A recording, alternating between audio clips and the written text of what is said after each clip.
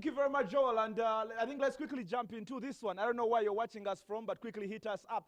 The hashtag is NTV PRESSBOX. Like I said, our first interview of the day and first catch up with Mr. Senzo Mbatha, who is the CEO of Simba Sports Club. I think we have him online now. We should be catching up with him and getting to know the details of how to run a huge football club and also making sure you can dominate the region. There is Mr. Senzo Mbatha. A very good evening from Dar es Salaam and welcome to the PRESSBOX.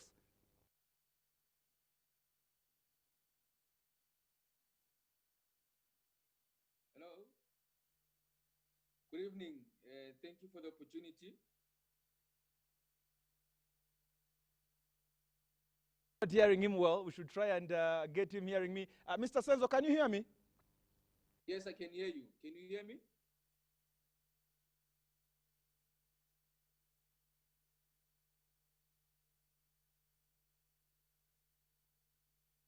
One of the champions of the Tanzanian League.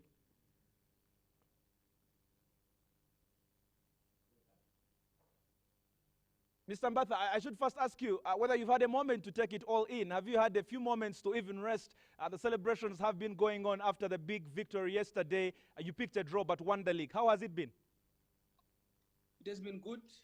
First of all, we should congratulate players and the technical staff for a wonderful job.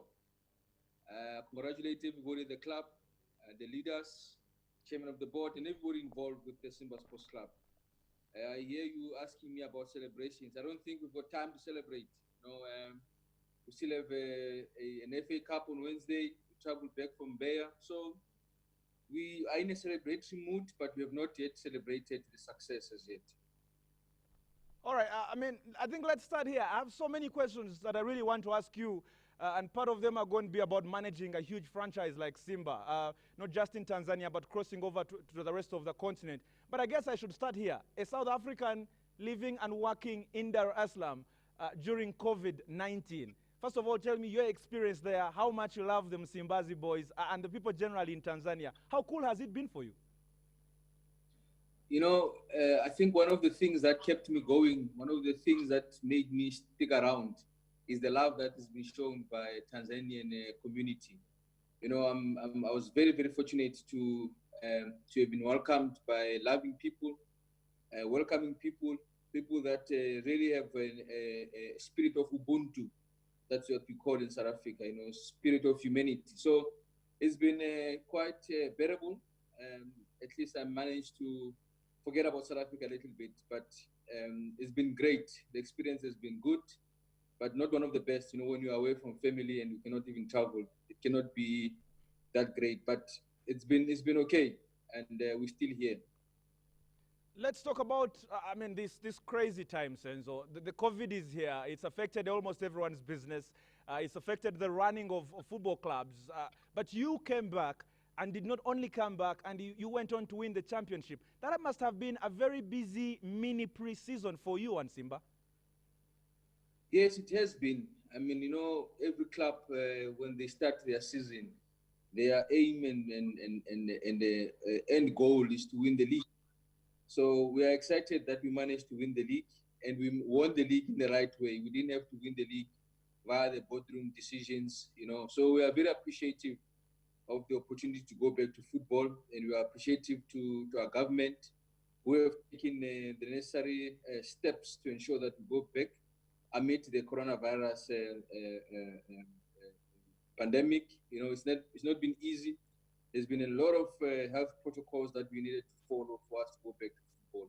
But I think I should commend the government with the attitude they had towards the virus and how best to deal with it. Of course, different countries will deal with this virus differently, and there will be your international organizations that will give guidelines on how best to deal with it. But I must commend the Tanzanian government in the manner in which they approach the pandemic. So to say that it is there, we live with it, we must just take precautions to ensure that we don't spread it amongst people in the country. Since I've been looking at what you've done in football and management, managing at different levels at different clubs in South Africa. Football is, of course, a world sport, but any culture shocks that met you when you came to East African football, specifically Tanzania? How different is it?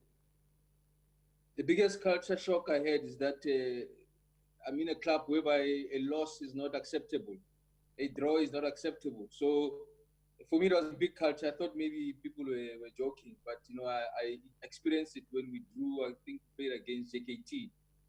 I'm telling you, the feeling that one received was really a serious culture shock, because you expect that sometimes the team will have bad days. It must be acceptable, but it is not acceptable. But I think as we go along and as we educate each other, we'll find some common ground to learn that, that's why it's called football. It's got three results. And also, I think the other culture shock I experienced when I came to the country, I wouldn't say a shock per se, but the amount of energy spent on supporting the clubs, not only Simba, even my rivalry here.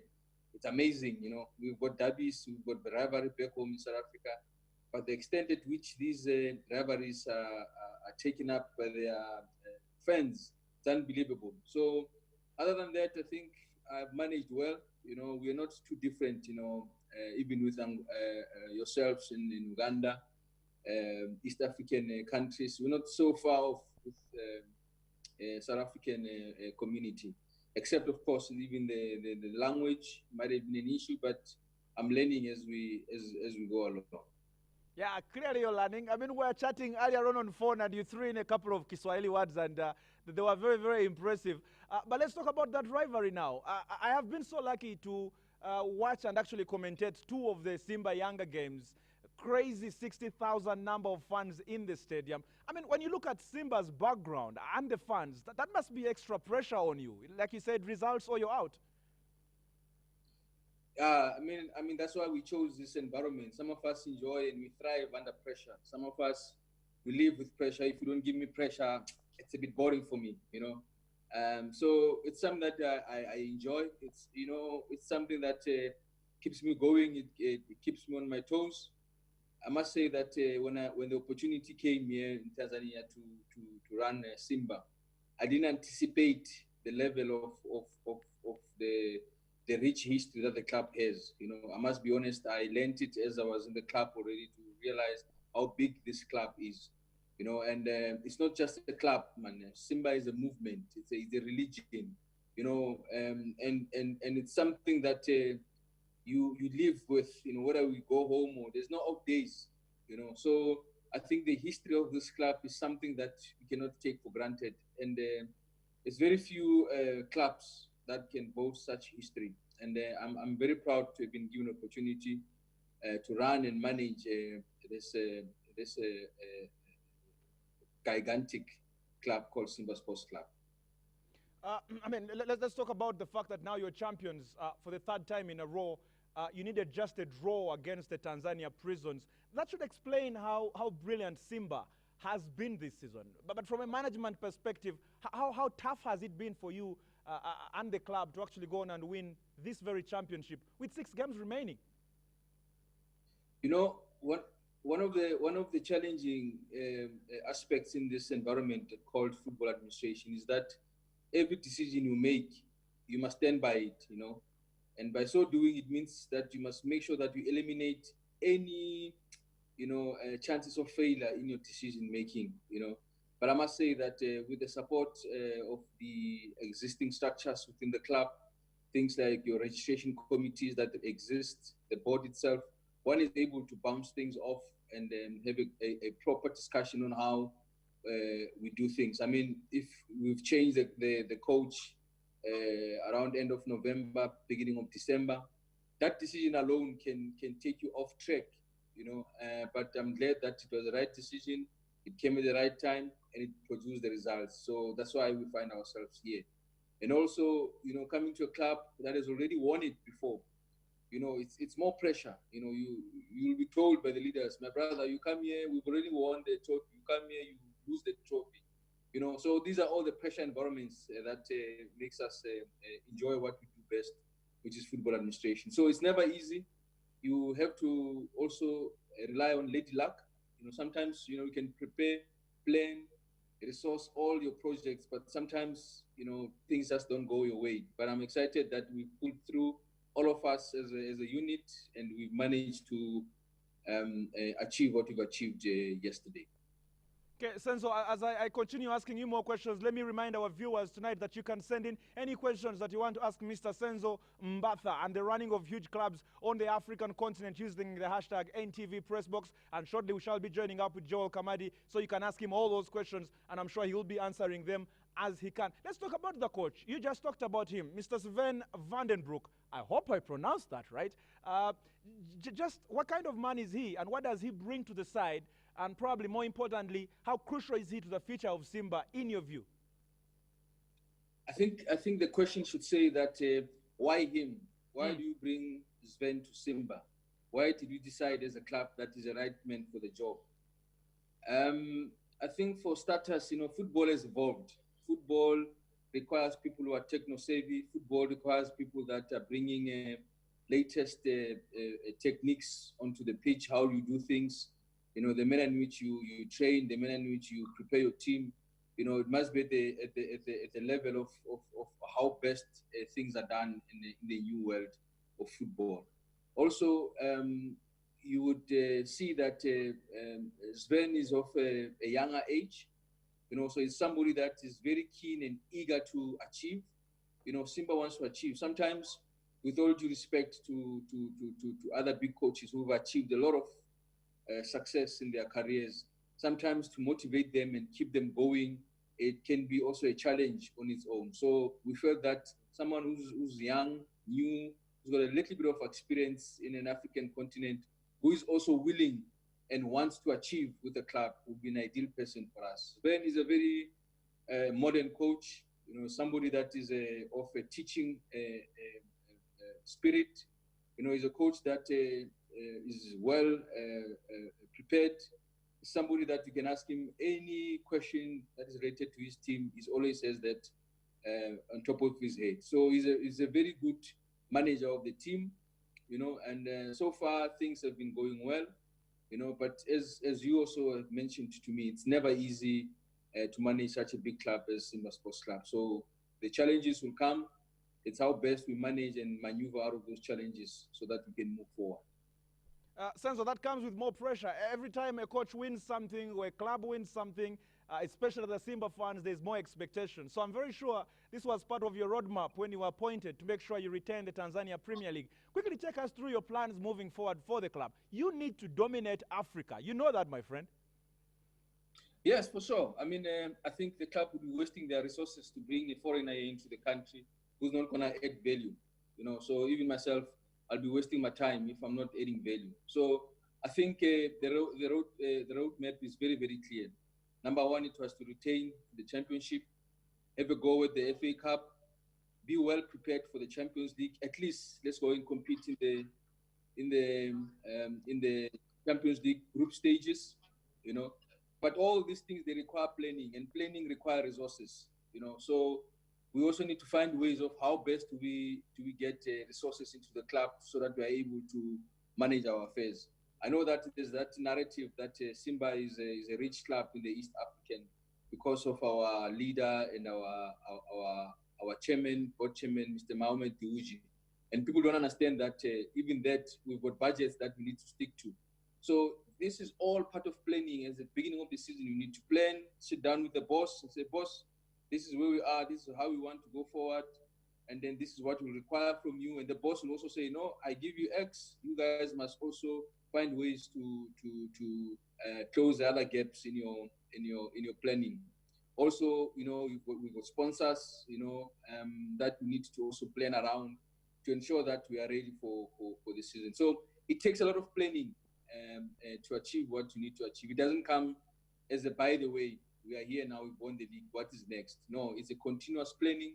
I can tell you now that we've already started, it's been over a month now, we started with our registration plans together with the coach, what type of players we want to bring in, why certain type of players we must bring in. So there's a lot of work behind the scenes, and I know that during the COVID-19 shutdown, some of us had an opportunity now to focus on the planning part, because when the matches are not coming thick and thin, we are able to step back, look back, and be able to put some of the plans in place so that we can move forward with speed. Senzo, I like the money talk. I like the money talk because one of the things I really want to ask you is how clubs, specifically here in Uganda, can get that much money, how they can, utilize their fan base to get that much money. But before we probably get there and talk about professionalizing the clubs here, I really want to know, as a club like Simba, what is it you offer your players on a daily basis? When a player signs for Simba, what is it they enjoy on a day-to-day basis? Number one, they're enjoying the badge. The badge that I'm wearing, I think that's very important when we recruit any player. The player must know that he's not only coming, of course, he's coming to make a living, to work, but it's very important to understand that he's going to play for the badge. A badge which has got a very rich history, a badge that is respected worldwide. So that's number one. Number two, there are basic things that we need to take care of for players. Things like their training facilities. Where do they train? How do they get to the training session? Do they have adequate transportation to go to training? Where do they live? Do they live in a comfortable place whereby they can focus on their football? Do they have to worry about rent? Do they have to worry about food? All these minor things, they add up. Sometimes you ask yourself, but why are we not doing well? You find out that you've got 3, 4, 5, 6 players that have come to training. They have not had a proper breakfast. They have not prepared well for the training, but the manner in which we've planned our camp and the manner in which we try and support our players outside the pitch allows them to be every time ready to go to training sessions. Senzo, just to add question before I cross over Joel Kamadi for some reaction on social media. The reason I'm asking you this, and you probably might not like my example here, I have had an opportunity to visit one of the big 3 clubs in Tanzania and go to their training base and look out at the players' dormitories, and the players are telling me they are given transport to town, they are given cars, there's of course insurance with these players. The players definitely feel at home. Now, when you came to the club, you wanted to make the club one of the biggest in Africa. So in terms of infrastructure, is that what you're looking at as well, or improving on that? Yes, we've already started. Simba has got a more Simba arena. That's where we train. We've got an artificial and the natural grass. We've got a camp where our players are camping, other than their places of residence that we call home. They've got a place where they can sleep. The coach, if he decides to go on camp 5, 7, 10 days, 40 days before the matches, it's up to him. That facility is available. We make a nutrition available for the players so that they are ready for training and after training. You see, as I said to you, finances also play a part. For you to be able to run a successful football club, you need to have some little bit of financial support, because food costs money, transport costs money, sleeping costs money. So all these things need to be planned, and then there must be a budget that is being put forward so that everybody knows in the club that for us to run our club until the end of the season, we will need X amount of money for accommodation for the rest of the year. This is the planning I'm talking about. It also assists leaders to go and find funds to ensure that the club is sustained for the rest of the season. Okay, I think we shall continue with the discussion about funds and how we can first of all bring them closer and probably increase the number and look at the funding later. But for now, allow me to take you to Mr. Joel Kamadi, who is my co-host here. He's online and he's getting in as many questions as he can for you. Joel. Senzo, there's one interesting question that somebody has posted here that I'm going to ask you in a bit, but let me just ask you one question from my side.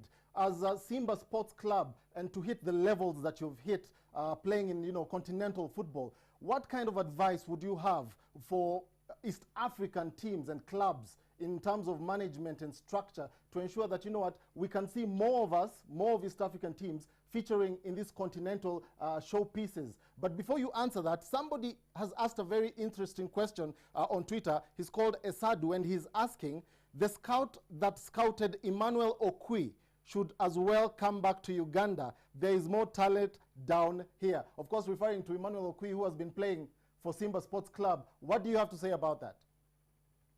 I'll have to say congratulations to Uganda, not only Okwi, I mean, Sundowns has got one of the brilliant long-saving member of the club, Onyango Dennis, who's been in South Africa for some time. You know, football is like that. I mean, you find that in a country, there's an opportunity to produce players for over a period of time, whether that is by luck or is by talent or is by following a certain system. But some countries have got that a pool of talent. You know, you can also go to DRC. You know, DRC has also managed to produce a lot of players who play in the East African leagues. So yes, it's true. We need to use our scouting networks to be able to get the best talent out of the neighboring countries.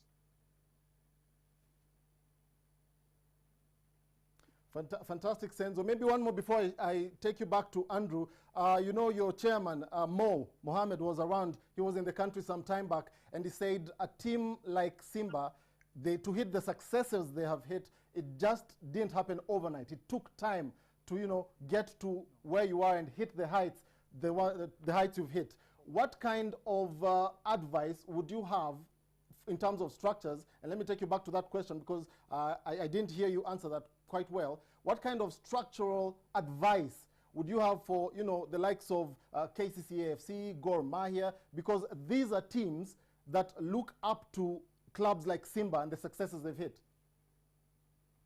I think I have touched on the question, but to emphasize on what the chairman had said in his visit there, he was really trying to paint a picture that this transformation we are seeing didn't just happen now. It did not happen with Senzo, who's just coming now. It's a transformation that took time. They had to sit down as leaders and look at best ways of how do they take this club forward. Because let's agree that 99% of the clubs in the East African region are still managed through the members. So you'll have members that will appoint their own executive, and the executive will be responsible for the day-to-day running of the club.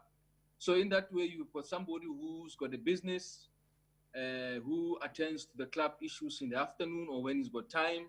You know, so for you to be a level of professionalism, you need to have a professional structure that will look into the affairs of the club on a daily basis to ensure that small things like a sponsorship agreement we have with company X, are we as a club sticking to the end of our bargain? When we say that we'll give the sponsor 5 interviews per day, we will have their logo on our screens and all those other things. Those things don't happen overnight. They require a management team who will manage those affairs. So those are just examples to show that the first and most important thing is to restructure how we run our affairs. Maybe have sometimes these things don't cost money. They just need you to rearrange yourself in such a way that you start having competent people that are running the club on a daily basis. There is no way that you can run a multi-million business, which is a football club, with a skeleton staff, with an executive committee. We need a full-time management team who will focus on the needs of that particular club. Senzo, it's back to me, Andrew, here. Just to add to what Joel has said, Simba has actually had some Ugandan players. I mean, Murushid Juko, there's Diego Kiza, Emmanuel Okwi, brilliant talent in terms of supporting the region. But let's talk about the Tanzanian Premier League. Over the last 10 years, only 3 clubs have won every trophy in Tanzania: Simba, Yanga, and Azam. Is that a case of investment for those 3 clubs, or is it a case of, you know, not that much competition in the rest of the league? You see, we must also commend the league as well here in Tanzania, because they've understood that the competition that the big 3 is putting on the league will make the league a bit less competitive. What I mean by that, now there's a move from the league board and Tanzanian Federation that the number of teams that are participating in the league should be lessened, meaning the coming season will have 18 teams and the season after next will be 16 teams. What that does, it gives the league more a competition, because now there's the money that we receive from sponsors and any other money that comes to the league that is aimed at the clubs. The clubs will get now a bigger share, as opposed to sharing as 20 clubs. Now we'll have 16 clubs that will have a share of this money. That will mean that now the other clubs at the lower end are able to sign better players. They're able to look after their players a little bit better. You know, the competition goes up. You know, let's be honest, as I said to you, a football club requires money. You know, so the quicker we move towards a system where we look at ways of getting money into the clubs, registering good players, registering good quality, and being able to trade. You know, there are clubs that will buy, there are clubs that will sell, there are clubs that will just promote. So I think that it's important for the league itself to be more competitive, so that we can start seeing other clubs emerging other than the three that are popular.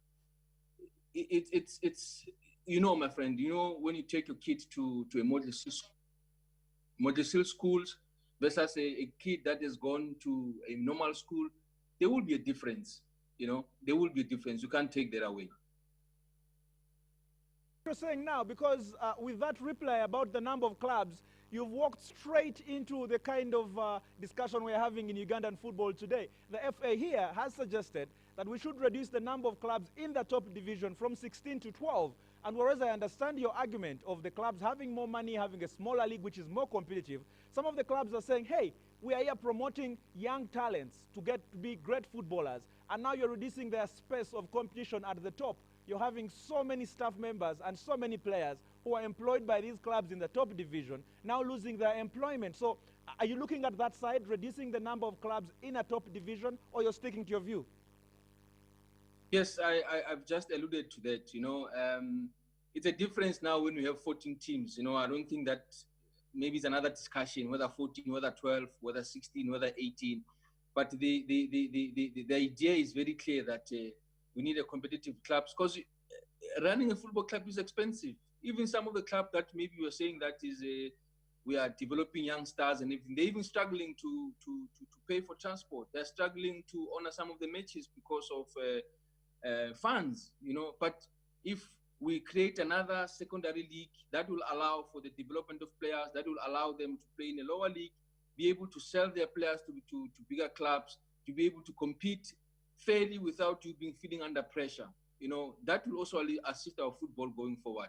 What is the use of us trying to play in the Premier League while we don't have the means to play in the Premier League? It does not serve football. Let's all go play at the level whereby we can compete, we are comfortable. When we are ready to go to the next level, then we can compete and win the league and play in that level. You know, that's just my view, you know, and it makes the league more manageable as well. You've got less number of matches to play. You know, you don't have congested leagues, you know, whereby you must play every after second or third day. You know, the health of the players comes into play. So there's a number of positives, you know, that comes with a manageable league. But I cannot comment whether manageable is 14, 16, or 18, but a manageable league that can also attract sponsors, because I don't think sponsors would want to sponsor 12-team league, because it does not make sense. Let's talk about the fans now. I mean, you know, you've been involved with some clubs in South Africa that suddenly are not part of the two top traditional sides, just like in Tanzania. Across Africa, you have the so-called smaller clubs struggling to raise enough money to look after the players, look after the daily running of the club. How can we maximize the fact that we have lots of fans out there? How do you even attract more fans to the stadiums for these so small clubs? Because that's where the money is. You know, that debate will never end. You know, every country has got favorite clubs. In Tanzania, you've got Simba and the other club. And most of the people that will be supporting Simba, they must be in many numbers. You know, like now when we play, wherever we play as Simba, we play in Beya, you go to Shinyanga, you go to Iringa, you get numbers coming to the stadium. So that you cannot run away from. But I think also regional clubs needs to also do a little bit of introspection. What I mean by that, you find out somebody is in Iringa, but he supports Simba because he's a Simba sports club supporter or a fan. But when Iringa club plays other teams, those guys who are in that particular region should be supporting the club in Iringa. You know, there must be ways of how do we keep this club alive here in Iringa, how do you ensure that now we see our Simba coming to Iringa to play here? Because if we don't assist and support this club here in Iringa, Simba will not come and play here in Iringa because they will not have a opposition to play against. So what I mean by that is that we need to find ways of how do we, get into the pockets of the people who are following football. For instance, for us, we are in a much better placed position whereby we are able to, already we've got plans in place that just need to be rubber stamped by the board so that we can introduce them. Already we've got a equity card that we're using for our fans. Now we're coming back with a very, very interesting merchandise strategy whereby we will be really going to every corner of Tanzania to ensure that people are buying Simba merchandise, people are buying genuine Simba merchandise. People must be proud to be spending their money on their clubs by spending their money on the genuine regalia and merchandise of their clubs. So in that way, imagine if we are able to get 50% of your supporters buying your genuinely registered trademarks and merchandise, and you are able to manage the process of selling those. So those are some of the projects we have in the pipeline. Not in the pipeline per se, because we will start that in the end of at the end of the season. We will be starting that program. Also, things like the new technology. I mean, our app will have different features that will enable a user to access, very, very special content. A content of the coach in the halftime. How many people will want to hear what is the coach saying in the halftime during a match, Simba versus our rivalries? People will want to know that, but if you are a subscriber of our app, we are able to access such content. So these are some of the plans that we will be unveiling at the beginning of the season. As we have started with our very brilliant website, everything will just plug into the website, because website has created sort of a foundation, a sort of a Wi-Fi, where everybody will plug in to ensure that the plans that we have around merchandise and apps and all that are going to be accessed by our fans. I love that, because one of the bigger discussions, Senzo, in Ugandan football and definitely East African football is the relationship between the fans and the club. So with your explanation, is that a structure problem? Do we need to have someone within club management specifically responsible for the fans, a whole team out there? How have you found the interaction between your management and the fans? And I'm saying this because the last time I watched a Simba Yanga game at the National Stadium, I saw Simba fans practically crying and hurling insults on the technical bench. Do you have some kind of arrangement where the fans are met, maybe once a week, maybe once a month, to explain to them where the club is and where the club is going? Look, we rely on our structures. Remember, Simba Sports Club has got a long existing structure of branches, the Tawis, the leaders, speak to regional leaders speak to the top leaders. So we've got ongoing discussions with our leadership at the different branches.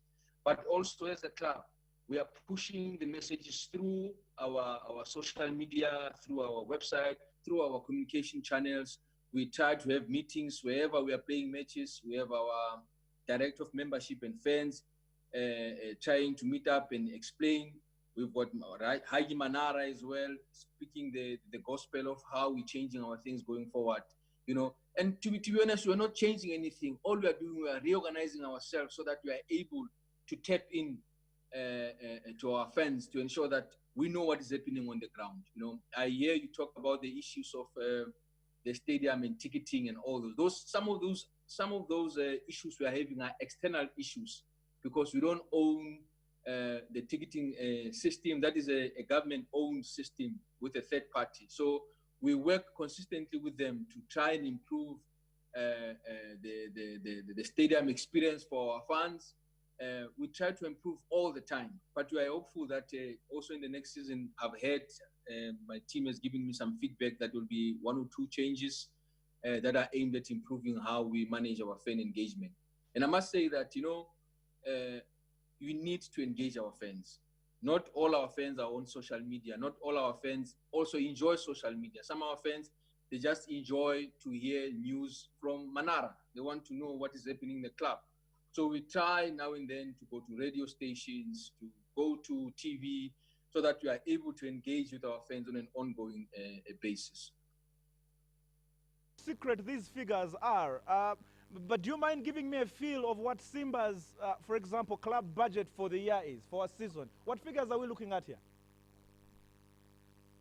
Look, I think that is it's something for Simba, not something for everybody. But I can just, on top of my head, and say that we are running at about 6.5 B per year. Oh, okay. That sounds a huge number as well, and I can understand that. But two final questions for you. Do you feel we need some more competition, at least for the top East African clubs? Senzo, I'll give you an idea, and you can please take this idea to either the Tanzanian Federation or the other big bosses across the region. Don't you think we should have an East African Champions League where the top 3 teams battle? I know we have the CECAFA, but don't you think we should have an East African Champions League played on home and away basis? Beautiful idea, huh?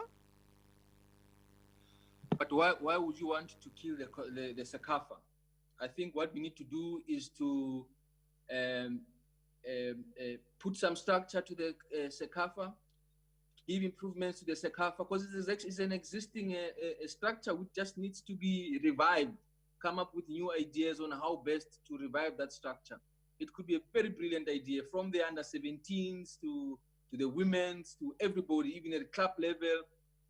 At least you will be guaranteed that the clubs that are participating in that CECAFA are clubs that will go and represent us in the Champions League. So I wouldn't want us to create a structure on top of the structure. Let's look what we have. Let's clean it up. Let's make it make sense to what is currently required in the environment of our football currently. Finally, as we wrap this one up, Senzo, Simba has fans here in Uganda who certainly are following the club in Tanzania. What is your final message to them? And if you could please add to that some advice to other clubs across the East African region that are looking to achieve that big club mentality.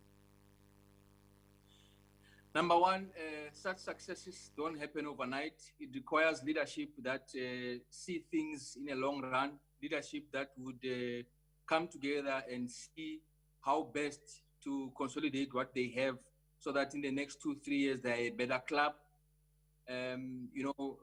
Football requires money. We need to find ways of fundraising. We need to find ways of improving our product, so that when we speak to our sponsors, we don't speak to our sponsors with a cap in hand. We're going to say, hey, can you please assist me with this? We are struggling. No, we should be able to go to sponsors and say, me, I'm Simba Sports Club.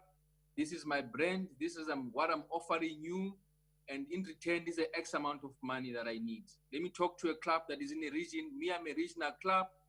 I have so much reach in my region. This is what I can offer you as a regional sponsor, whether is a supplier in that region or whatever it is.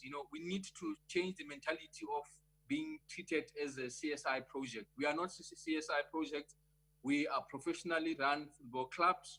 We need to elevate our status in such a way that even in meetings, nobody feels that it's doing us a favor. People must know that they are buying a product. After buying a product, they give us the money, and then we give back what we promised in the sponsorship. So I think it's important that we also take ourselves serious. And the other thing is, as an advice, as clubs, we should not overpromise. Just because we are fighting for one player, now I promise him X amount of money, which I know that I cannot afford. We need to recruit players that we know that we can afford. If I'm going to pay a player $500 US per month for 12 months, I must make sure that my budget allows me to do that. I should not be worried at the end of the month to say where I'm going to get the money. But that starts from planning and being honest to what you have as a club, and that will take clubs further. Also, to our fans, I'm saying that Simba is growing. Simba has been growing for all these years. Simba is a trendsetter. We're not going to stop now. We are going out there to take the brand of Simba to the highest of heights. And we are hopeful that the region will support us. And I know that we might get some competition in the preliminary rounds, whether it's from Uganda or Nairobi, Kenya in terms of, or Rwanda in terms of the preliminary rounds of Champions League. Let's go out there, give it our best, and then whoever goes through, let's support. You know, I'm telling you, one or two of our clubs, they start doing well in the Champions League.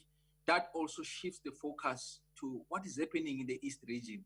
That takes our region to the next level. So I want to encourage everyone, footballers, support your clubs, fans and people that are behind the clubs. Let's support our clubs with money. Go into the stadium, spend your money to the club to ensure that we are able to get some revenues.